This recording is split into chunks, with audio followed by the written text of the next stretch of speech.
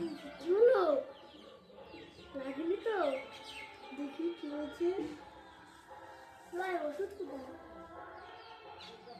দেখি হয়েছে। এই দেখ। কেমন তুই চাকু দিয়ে এরকম বললি কেন? এটা কি হলো? এখন কি হবে?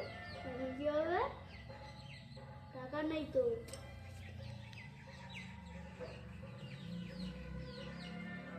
এ মা, এবার কি হবে?